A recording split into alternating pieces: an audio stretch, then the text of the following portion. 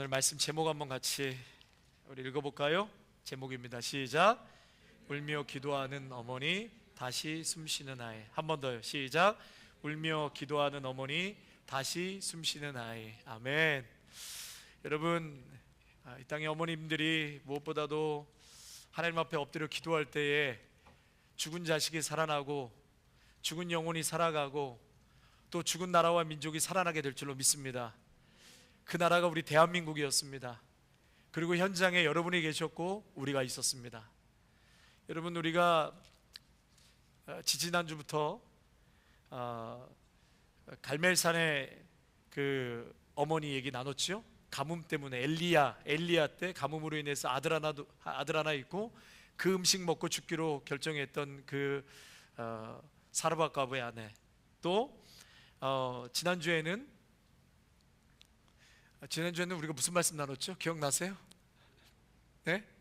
예, 두 아들, 빚진 두 아들과 또 한 어머니가 있었는데 결국은 그 빈 그릇을 빌려오라고 해서 기름이 계속해서 채워지는 그 역사를 또 보게 되었고, 오늘은 이 수넴 여인의 기적과 같은 이런 드라마틱한 이야기를 함께 보도록 하겠습니다. 여러분, 하나님 살아계심을 믿습니까? 여러분, 하나님 살아계시죠? 예, 그때나 지금이나 동일하게 역사하시고 계심을 믿습니까? 아멘, 믿습니다. 여러분, 지난주 또 지지난주에도 이 여인에 대한 어머니가 중심이 되어서 절박한 상황에서 하나님께서 역사하시고 하나님께 매달렸을 때 기적을 베푸시는 하나님의 은혜에 대해서 우리가 말씀을 나눴는데, 여러분, 특별히 이 자리에 우리 어머님들 많이 계시는데 이 말씀이 특별히 어머니들에게 큰 은혜가 되고 도전이 되기를 주님의 이름으로 축복합니다. 그리고 이러한 기적과 은혜는 오늘도 우리에게 동일하게 지금도 일어나고 있음을 저희들은 믿습니다. 우리가 말씀을 쭉 긴 본문의 말씀을 우리가 보았는데요, 다시 한번 간단하게 이 스토리를 좀 정리하자면, 엘리사가 수넴이라는 지역을 지나가던 중에 한 여인을 만나게 되고 이 여인에게 환대를 받습니다. 성경에서는 이름이 없어요. 그냥 귀한 여인, 한 귀한 여인이라 이렇게 성경에서 기록하는데, 그녀가 엘리사, 하나님의 사람이라는 것을 알고 남편과 상의를 합니다. 여러분, 가정에서 항상 남편과 상의하시기를 바랍니다. 오늘 말씀에도 보면 남편과 상의해요. 상의해서 집 위에 작은 방을 하나 마련해 줍시다. 그 방은 이 선지자가 왔다 갔다 하면서 하나님의 일을 하는데 좀 쉬어야도 되고 그래야 돼서 공간이 필요하니까 그 윗집 윗다락에다가 방을 하나 만들어 줍시다. 남편과 합의가 돼서 방을 만들어주고, 또 뿐만이 아니라 오고 갈 때마다 피곤하니까 귀한 음식을 정성껏 공개하는 그러한 따뜻한 마음을 갖고 있는 여인이었습니다.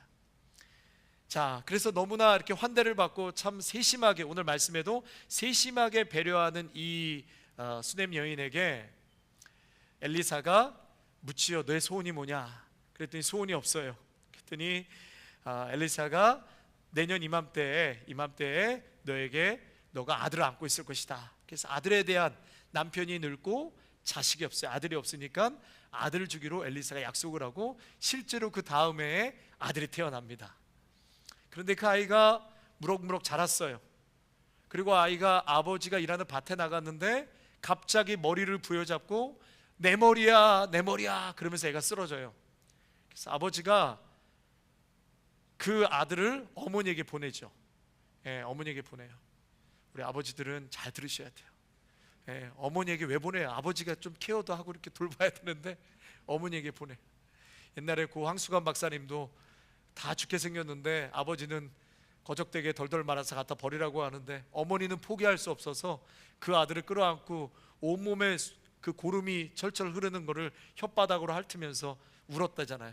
근데 아들이 다시 살아났다는 얘기했어. 예, 그 전쟁통에서 어머니는 자식들 부여잡고 어떻게든지 살려고 하는데 나중에 봤더니 아버지는 혼자 참호 속에 도망가 있더라. 뭐 이런 얘기를 해요. 그래서 어머니는 아버지들 좀 반성하셔야 될 것 같아요. 아무튼 이 아들이 내 머리야 내 머리야 하니까 어머니한테 돌려보내요. 그래서 어머니한테 가서 반나절을 어머니 무릎에 있다가 이 애가 죽게 됩니다. 죽게 돼요. 그런데 이 여인이 여기서 포기하지 않고 이 아들을 엘리사가 머문 그 다락방 침상에다가 올려놓고 엘리사에게 쫓아가요. 그러면서 눈물로 호소하죠. 뭐라고 하냐면, 왜 저에게 아들을 주셨습니까? 제가 아들을 달라고 했습니까? 왜 저에게 이런 슬픔을 주시려고 아들을 주셨습니까? 너무나 이게 정말 고통스러운 그런 이야기를 하지요. 그리고 게하시가 먼저 게하시를 먼저 보내죠. 그리고 갖고 있는 지팡이를 그 아들의 얼굴에 올려놨는데 숨도 쉬지 않고 어떤 변화도 일어나지 않아요.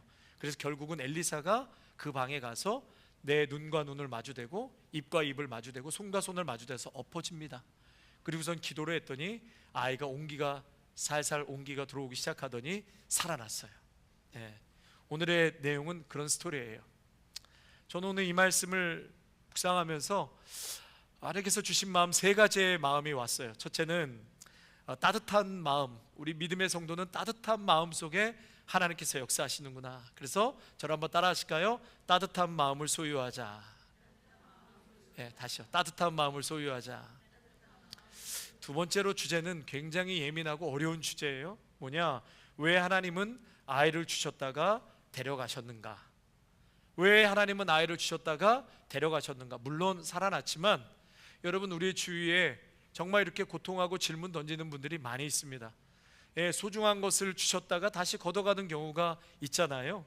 그리고 세 번째로는 기적에 대한 말씀을 나눌 텐데, 오늘은 따뜻한 마음과 하나님은 왜 아이를 주셨다가 데려가셨는가, 이 두 주제의 말씀 나누고 다음 주에는 이 기적에 대한 말씀 나누도록 하겠습니다. 여러분, 이 열왕기하 4장에는 네 가지의 기적이 나와요. 우리 지난주 살펴본 것처럼 기름이 떨어졌는데 기름을 계속 채워주는 기적, 그리고 수넴 여인의 아들이 살아난 기적, 또 다음 주에는 독이 든 스프가 해독되는, 그리고 20개의 보리떡으로 100명을 먹이는, 이러한 네 가지의 기적을 나타내 보이는데 굉장히 길어요. 그 중에서도 오늘 본문이 굉장히 길고, 여러분, 요한복음 우리가 성경 공부하면서 같이 나눴던 것은 요한복음에 하나님께서 표적이라는 얘기를 많이 하셨거든요. 예수님이 표적, 여러분, 표적, 기적이 일어나고 설명이 많이 붙어요, 요한복음에는. 그래서 어느 공간복음보다 요한복음에는 빨간색이 많이 나와 있어요. 왜냐하면 표적에 대한 설명이 나와 있기 때문에. 여러분, 표적은, 왜 표적과 기적은 기적 자체가 의미보다도 여러분, 기적을 통해서 하나님께서 뭔가를 말씀하시고자 한다는 거예요. 그것을 사인 혹은 표적이라고 그러는 거예요. 여러분, 우리 이정표 보면은 이정표 LA까지 몇 마일 남았습니다. 그게 나오잖아요. 그게 이정표예요. 여러분, 기적도 마찬가지입니다. 이것을 통해서 궁극적인 목적이 하나님께 있는 거예요. 그래서 다음 주에는 하나님은 기적을 베푸세요. 지금도 성경에서 나오는 기적은 오늘도 동일하게 우리 가운데 일어나고 있고, 그리고 그 기적이 의미하는 것은 과연 무엇인가, 우리가 다음 주에 또 살펴보도록 하겠는데요. 첫 번째는 믿음의 성도는 마음이 따뜻해야 한다라는 것이에요. 오늘 본문에 보니까 엘리사가 수넴이라는 지역을 지나가는데 한 여인이 이것을 보고 항상 우리 앞을 지나가는 하나님의 이 거룩한 사람에게 먹을 것을 정성껏 챙겨드리고 쉴 수 있는 작은 방을 만들어주자고 남편과 상의합니다. 뿐만 아니라 침상과 책상과 의자와 촛대를 만들어서 거기에 머물게 해서 잠시라도 이 거룩한 하나님의 사람이 이곳에서 좀 쉬고 갈 수 있도록 하면 좋겠다, 그렇게 배려를 했어요. 여러분, 8절 말씀 한번 읽어볼까요? 8절입니다. 같이 한번 읽겠습니다. 시작. 하루는 엘리사가 수넴에 이르렀더니 거기에 한 귀한 여인이 있다 그랬어요. 여러분, 졸지 마시고 잘 집중하세요. 딱 40분이면 끝나는 거니까 집중하세요. 8절 시작. 한 귀한 여인이 그를 강권하여 그랬어요. 여러분, 여기서 한 귀한 여인, 히브리 원어로 위대한 여인이라는 뜻이에요. 그런데 이 위대한 여인의 단어 안에는 따뜻한 마음을 갖고 있는 위대한 여인이다. 다시 말해서 마음이 따뜻하니까 위대한 여인으로 그렇게 이야기하는 거예요. 여러분, 마음이 따뜻한 우리 성도님들이 되시기를 축복합니다. 단지 사회적인 어떤 지위나 부유함이 아니라 환대할 줄 아는, 모든 사람들을 넉넉히 품어줄 수 있는 그러한 따뜻한 마음, 환대를 줄 줄 아는 그러한 품격과 열린 마음이 이 여인에게 있었다는 거예요. 그래서 믿음의 사람들은 첫째로 마음 씀씀이가 따뜻해야 돼요. 마음 씀씀이가 따뜻해야 돼요. 여러분, 옹졸하고 차가운 냉기가 돌면 예수 믿으려고 하다가도 주위의 사람들이 그 냉기로 인해서 교회 오고 싶지 않겠지요. 상대방이 환대 받을 만한 자격이 있어서 환대하는 것이 아니라, 여러분, 환대는 나랑 마음이 안 맞고 나랑 좀 다르고 또 상처와 아픔으로 가시가 있어요. 그런데 마음이 따뜻한 사람은 나랑 마음이 맞지 않고 가시와 아픔이 있어도 내 마음에 상처가 오고 어려움이 와도 환대해 줄 줄 아는 마음, 여러분, 그 마음이 여기서 이 여인, 그 귀한 여인의 마음이었다. 여러분, 한번 따라 하실까요? 마음이 따스한 마음. 따스한 마음. 예. 요즘에 제가 지난주에도 얘기했지만 랄랄 여자가 따스한 마음 500이요 월세 내라고 하는데, 월세금 안 내도 괜찮아, 따스한 마음. 그러면서 노래를 하는데, 여러분, 그게 그리스도의 마음인 거예요. 교회는 환대의 공동체가 돼야 한다. 그러기 위해서는 여러분, 마음의 온도를 올리십시오. 마음의 온도를 올리셔야 합니다. 말과 행동에서 따뜻함이 묻어나야 해요. 여러분이 성경을 읽고 예배를 주일날 와서 드린다고 해서 마음의 온도가 올라갈까요? 올라갈까요? 그렇지 않습니다.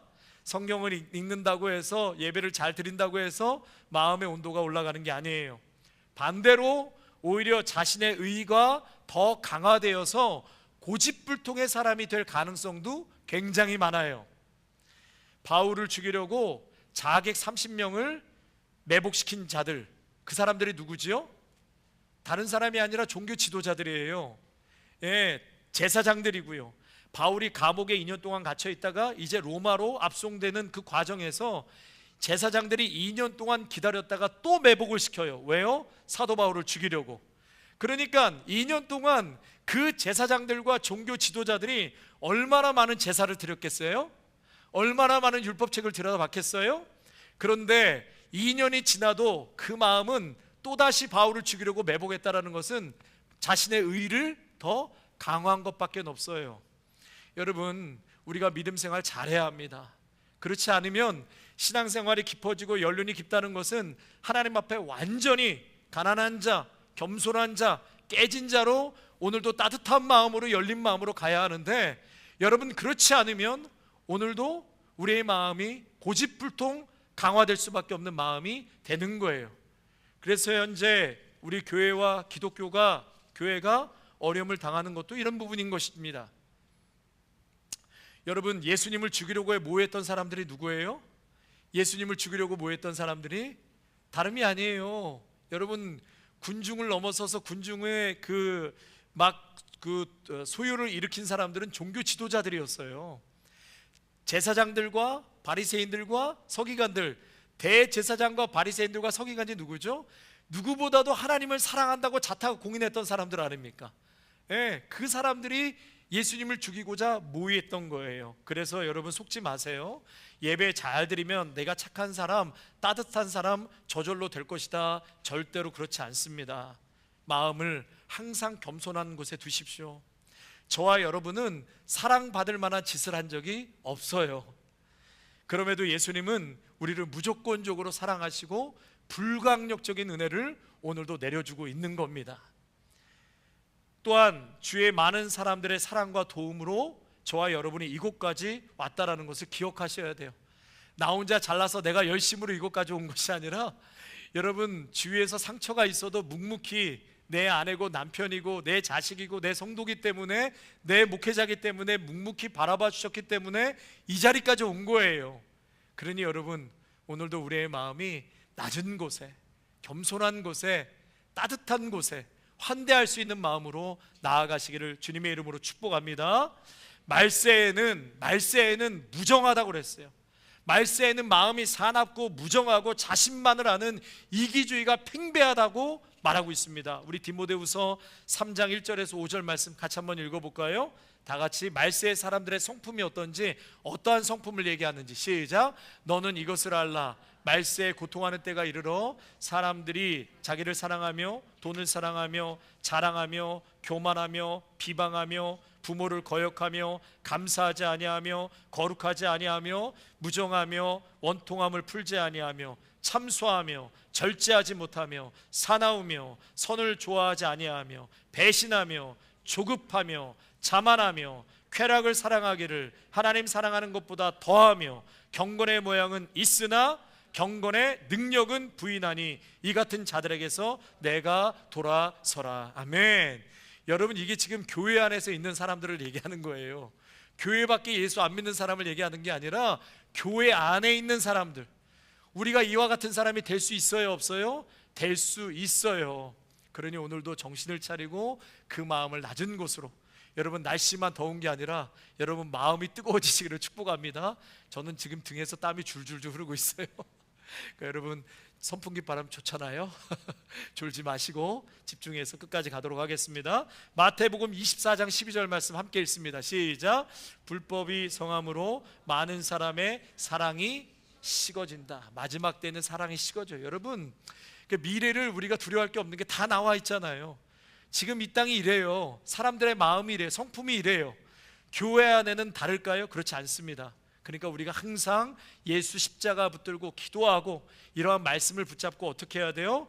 말씀을 다 잡으셔야 돼요. 계속 말씀을, 내 마음을 고쳐 먹으셔야 돼요. 내 마음을 낮은 곳으로, 따뜻한 마음으로, 넓은 마음으로, 환대할 수 있는 마음으로, 옹졸한 마음, 차가운 마음이 아니라 사랑하고 이대하는 마음으로 자꾸 바꾸시다 보면 성령께서 그렇게 우리의 마음을 변화시켜 줄 줄로 믿습니다. 말세일수록 성도의 마음이 따뜻해야 합니다. 큰 여인은 큰 마음을 가진 사람이라고 그랬어요. 여러분, 교회는 따뜻함으로 사람을 살리는 곳입니다. 위대함은 마음의 온도에서 나오는 것입니다. 두 번째로, 왜 하나님은 아이를 주셨다가 데려가셨는가? 제가 오늘 말씀을 계속 묵상하는데 그 부분에서 계속 걸리는 거예요. 잘 아들이 컸으면 괜찮은데 아들이 중간에 죽었단 말이에요.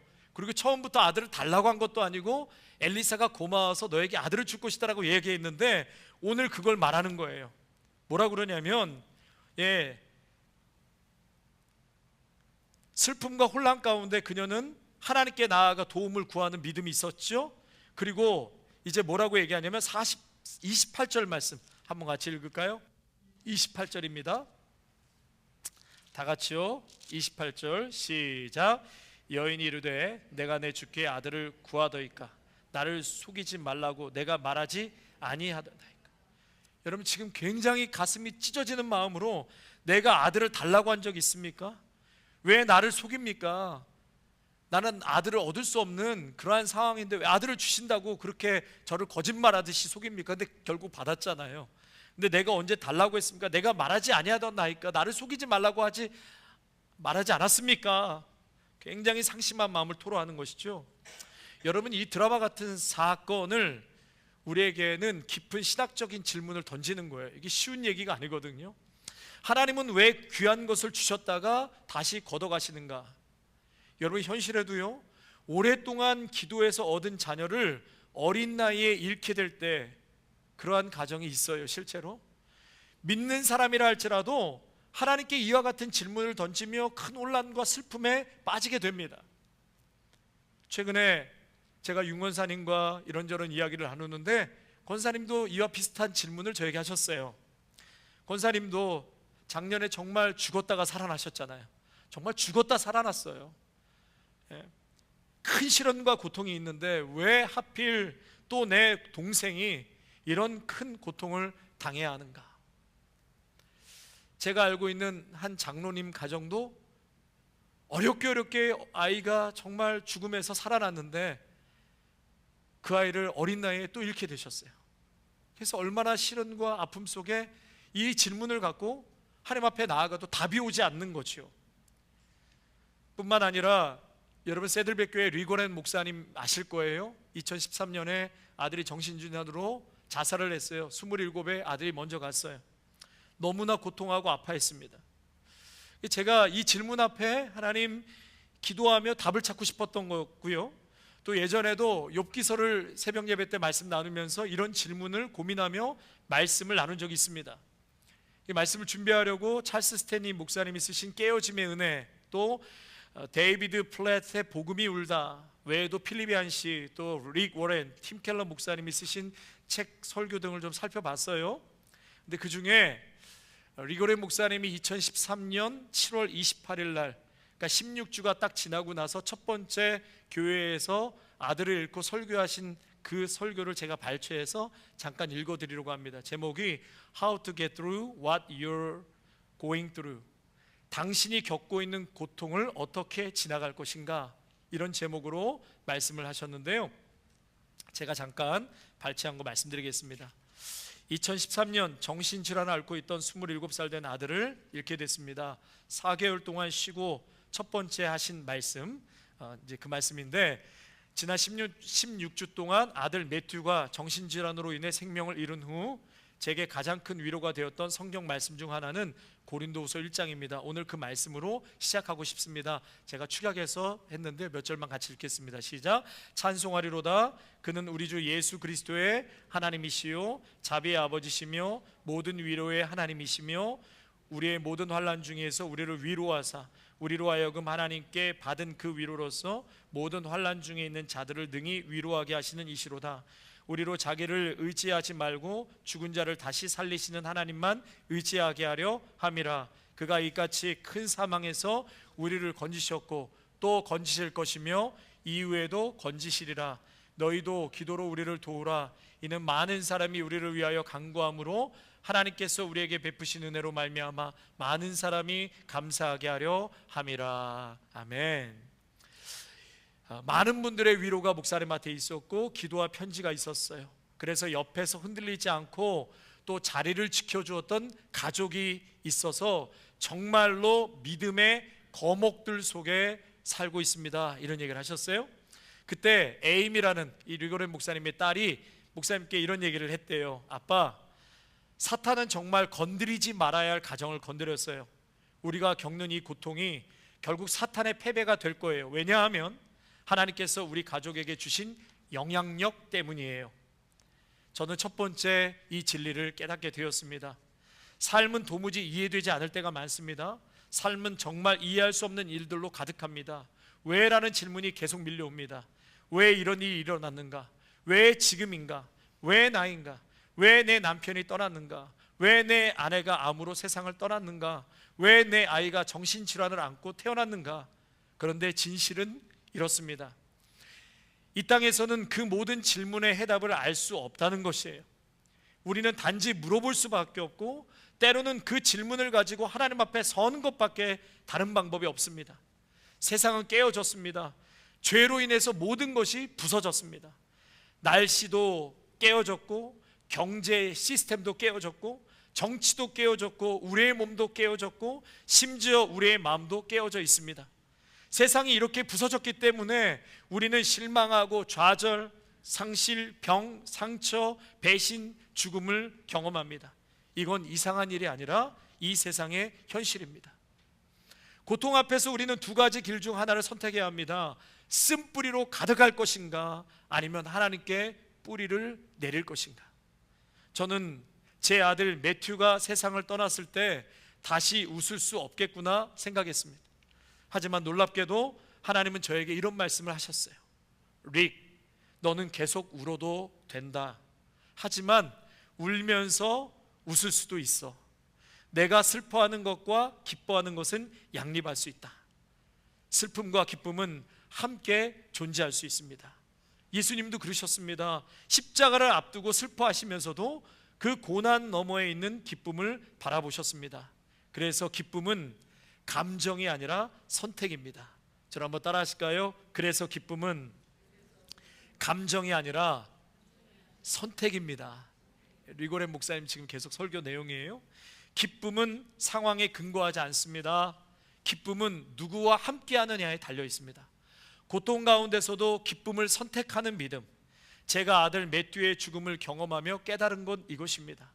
하나님은 여전히 선하시며 여전히 주권자이시며 여전히 나를 사랑하신다. 고통은 그 사실을 바꿀 수 없습니다. 상황은 그 진리를 흔들어 놓을 수 없습니다. 그래서 저는 이렇게 고백합니다. 하나님, 저는 지금도 슬프지만 그럼에도 불구하고 당신을 찬양하겠습니다.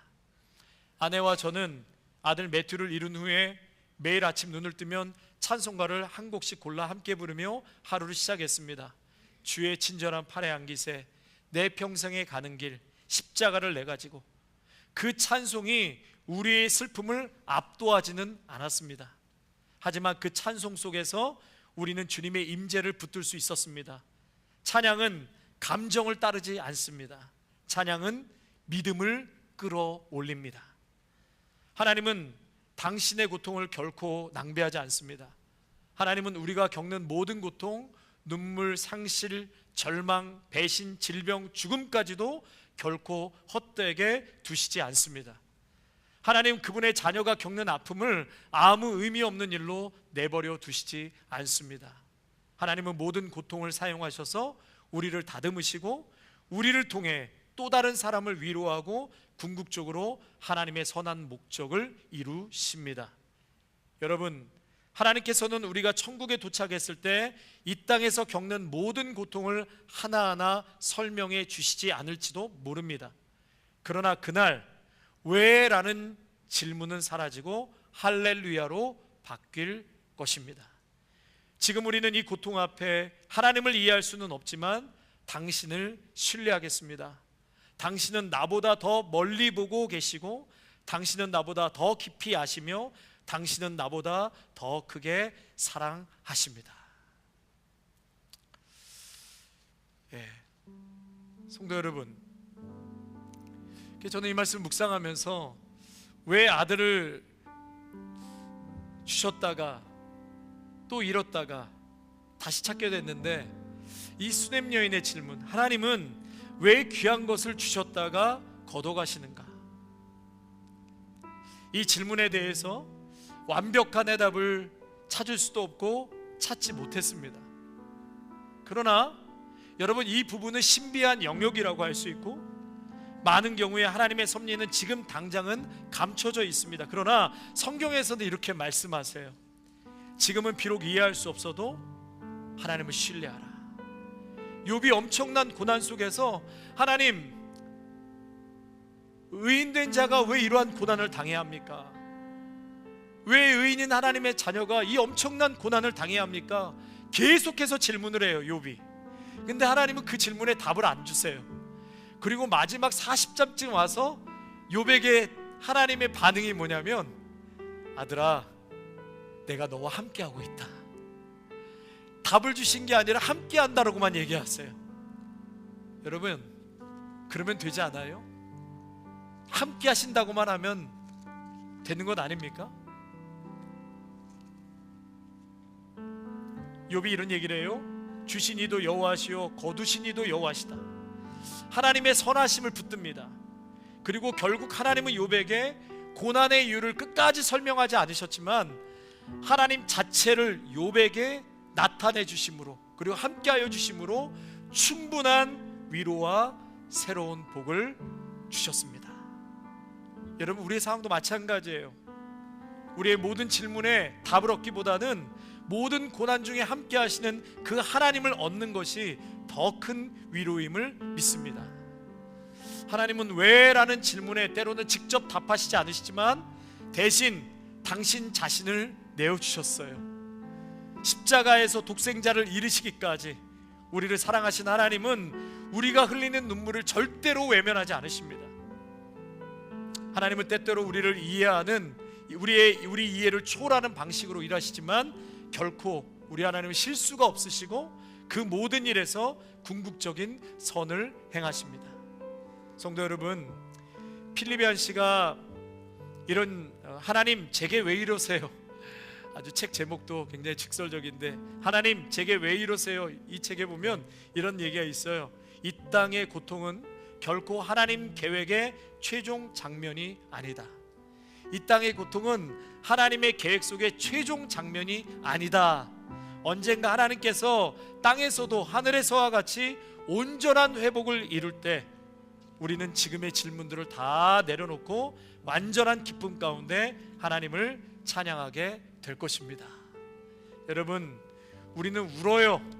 아픔 때문에, 고난 때문에 울 때가 있어요. 울 때가 있으면 많이 우세요. 그러나 그 울음이 소망 없는 사람처럼 울지 마시기를 바랍니다. 하나님께서 주셨던 모든 좋은 선물들은 결국 그분 안에서 더 아름다운 모습으로 회복될 것이기 때문에 우리는 울어도 소망 중에 울 수 있는 것이에요. 주셨다가 데려가시는 것, 이렇게 보이는 순간에도 하나님의 선하심과 사랑은 변함이 없습니다. 성도 여러분, 우리 아까 찬양했지요. 이해되지 않아도, 앞이 보이지 않아도, 그럼에도 하나님은 선하신 분이시고 그 사랑은 영원하세요. 우리의 고난 중에서도 하나님은 끊임없이 우리를 돌보시고 사랑해 주실 거예요. 성령께서 우리의 마음에 하나님이 주시는 초자연적인 평안과 위로를 부어 주실 것입니다. 이 위로가 어려움을 당한 모든 믿음의 가족들에게 함께하기를 주님의 이름으로 축원합니다. 기도하겠습니다. 하나님, 이 땅을 살아갈 때 이해가 다 돼서 살아가는 것보다도 이해가 안 되지만 그저 걸어갈 때도 참 많이 있습니다. 특별히 하나님의 영역, 신비의 영역은 더욱 그렇습니다. 지금은 당장 죽을 것 같고 이해되지 않고 마음에 열이 올라와 도저히 참을 수 없어서 이 수넴 여인과 같이 내가 언제 아들을 달라고 했습니까? 왜 나를 실족하게 합니까? 이러한 질문이 시시때때로 고난 앞에 들 때도 많이 있지만 하나님 아버지, 오늘도 시간이 갈수록 하나님의 함께하심과 역사하심을 볼 수 있는 인내와 순종과 은혜가 우리 모두에게 있게 하여 주시옵소서. 욥이 수많은 질문 앞에 답 없이 40장까지 왔지만 욥기 40장에서 마침내 내가 너와 함께한다라는 그 말씀 앞에 모든 것이 해결되고 하나님 인생을 역전시키시는 하나님의 소중한 사랑과 기적을 욥도 경험하였고 수넴 여인도 경험하였고 이 말씀을 듣는 믿음의 성도들도 경험할지어다. 그 은혜가 여러분 모두에게도 임할 줄로 믿습니다. 예수님의 이름으로 감사하며 기도하옵나이다. 아멘.